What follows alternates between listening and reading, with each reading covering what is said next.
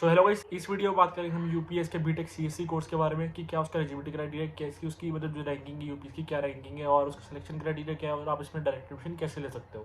तो सबसे पहले अगर यूपीएस की रैंकिंग की बात करूँ इंजीनियरिंग कैटेगरी में तो यूपीएस 54th रैंक पे आता है।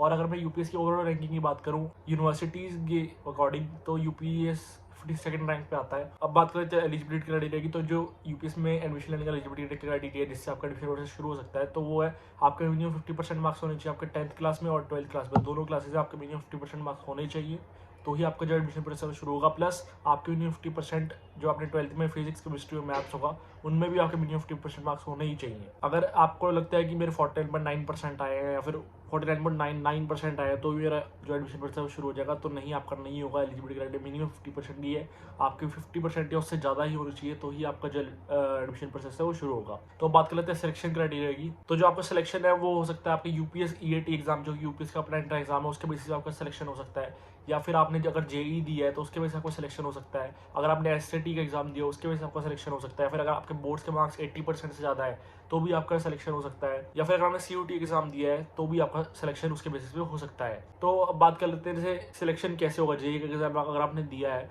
तो उसके बेसिस सिलेक्शन है वो कैसे होगा। तो कुछ कट ऑफ निकलती है, जैसे एसएटी जो कट ऑफ है अगर 50% से ज़्यादा है तो आपका सिलेक्शन हो जाएगा। ऐसे ही जेई और सीयूटी की कट ऑफ निकलती है जिसके वजह से आपका सिलेक्शन हो सकता है। और जो यूपीएस का अपना एंट्रेंस एग्जाम है उसकी भी कट ऑफ निकलती है, उसके वजह से आपका सिलेक्शन हो सकता है। अब बात करते हैं डायरेक्ट एडमिशन की। अगर आपने कोई भी एंट्रेंस एग्जाम नहीं दिया फिर भी आपको यूपीएस में बीटेक सीएससी कोर्स में एडमिशन चाहिए, डायरेक्ट एडमिशन चाहिए कि आपने कोई एग्जाम नहीं दिया फिर भी आपको एडमिशन चाहिए है, तो वो कैसे हो सकती है। तो डिस्क्रिप्शन में मैंने आपको व्हाट्सएप चैट का लिंक दे रखा है, आप जैसे उस लिंक क्लिक करोगे आपकी व्हाट्सएप चैट ओपन हो जाएगी।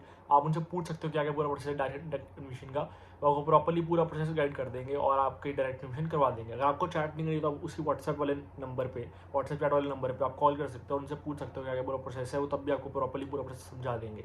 और अगर आपको चैट या कॉल कुछ नहीं करना तो मैं गूगल फॉर्म वाली भी दे रखा है, आप जैसे ही वो गूगल फॉर्म खोलोगे और फॉर्म फिल करोगे यूपीएस की टीम आपको थोड़ी देर कनेक्ट कर लेगी और प्रॉपरली पूरा प्रोसेस समझा देगी क्या क्या पूरा प्रोसेस है आपका डायरेक्ट एडमिशन का। और अगर आपको चैट कॉल या फिर गूगल फॉर्म कुछ नहीं भरना, आपको डायरेक्ट यूपीएस का एडमिशन फॉर्म भरना है तो मैंने उसका लिंक भी डिस्क्रिप्शन में दे रखा है। आप जैसे उस लिंक पे क्लिक करोगे आपका यूपीएस की वेबसाइट खुल जाएगी और आपका जो एडमिशन होगा वो ओपन हो जाएगा, आप वो फिल कर सकते हो और अपनी डायरेक्ट एडमिशन करवा सकते हो। तो सारे लिंक्स डिस्क्रिप्शन में मैंने आपको दे रखे हैं, आप वहाँ से चेकआउट करके आप एडमिशन ले सकते हो अपनी।